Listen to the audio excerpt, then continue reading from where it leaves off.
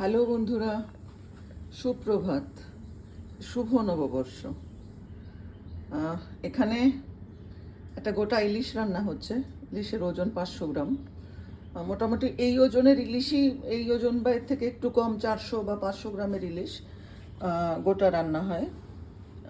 এটার নাম হচ্ছে পং। এই প্রিপারেশনটার নাম হচ্ছে পং। তো এতে অনেকে অনেক রকম রান্না করেন, অনেক অনেক রকম মানে মশলা টশলা দিয়ে, টমেটো দিয়ে। আমি সেসব কিছু দিইনি। আমি এতে যা দিলাম, কাঁচা লঙ্কা, মল্ট ভিনিগার, আর কয়েকটা গোটা পেঁয়াজ, আর 2-3টে কাশ্মীরি লঙ্কা, আর লবণ, এই দিয়ে মাখিয়ে এটা এখন বসিয়ে দিচ্ছি। তারপরে যখন হবে, রেডি হয়ে যাবে, তখন আমি আবার ফিরে আসব। প্রেশার কুকারে করেছি। এই হচ্ছে গোটা ইলিশ, যেটাকে কাটি কাটি খাইবেন। কাটা নরম হয়ে যায় এর, এতক্ষণ ধরে রান্না হয়, মোটামুটি ঘন্টা 3 স্লো কুক, কোনো সিটি ফিটি আসবে না। আর আমি কোনো মশলা দিইনি, লঙ্কা, হলুদ, ধনে, জিরে, আদা, রসুন, কিচ্ছু না, জাস্ট নাথিং।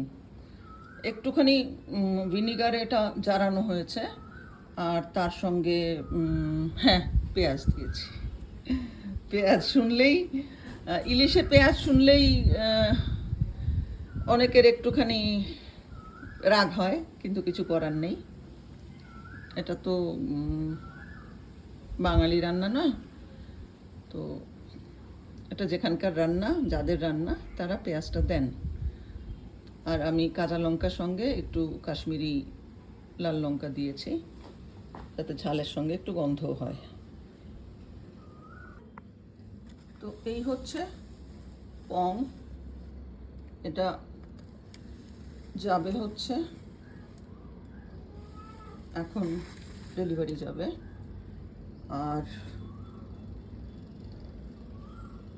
যেহেতু এর কাঁটা নরম হয়ে যায়, সেজন্য অনেকে এটাকে বলেন যে যে সমস্ত মানে ছোট বাচ্চারা মাছ ভাত সবে শিখেছে, খেতে শিখেছে, তাদেরকেও নাকি দেওয়া যায়। কিন্তু বাচ্চারা কতটা ইলিশ মাছ শখ করে খায় আমি জানি না। আর এই কাঁটা গলে যাওয়া ইলিশ বড়রাই বা কতটা শখ করে খাবেন তাও আমি জানি না।